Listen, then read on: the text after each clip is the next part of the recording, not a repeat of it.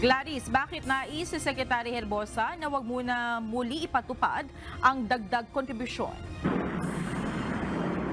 Monica, sa pamamagitan kasi nito ay mababa lang ang ikakaltas sa mga contributor at sa press conference na ginanap kanina, sinabi ni Health Secretary Ted Herbosa na mayroong sapat na pondo ang PhilHealth kaya hindi ito maaapektuhan sakaling aprubahan man ang kanyang hiling sa Pangulo.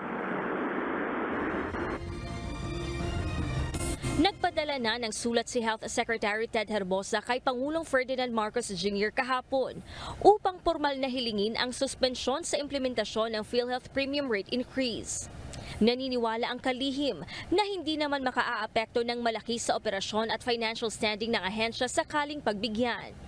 My position is I think PhilHealth has enough money to actually continue to give benefits and it will not be hurt by delaying the increase in premium.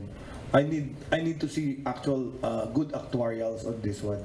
So you need to have science-based to do the policy, hindi yung whim na itataas mo lang. Katwiran ni Secretary Herbosa, hindi napapanahon ang dagdag bayarin sa ngayon sa gitna ng tumataas na presyo ng bilihin.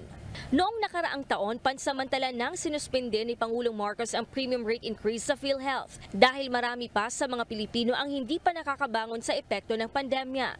Dagdag pa ang mataas na inflation sa bansa. Sinabi ni Secretary Herbosa na sakaling pumayag ang Pangulo, sisimulan o kukwentahin ito kung saan tumigil at hindi 5% agad. So if we stop at 2 or 3% increase, we stop at where it was suspended. That to me is the logical way to lift the suspension. We don't jump to a very high kasi kawawa yung mga tao.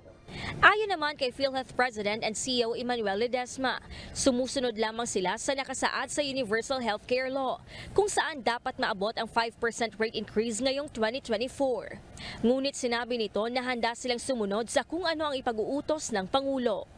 Sa isang mensahe, sinabi ni Presidential Communications Office Secretary Cheloy Garafil na pinag-aaralan ni PBBM ang hiling na ito.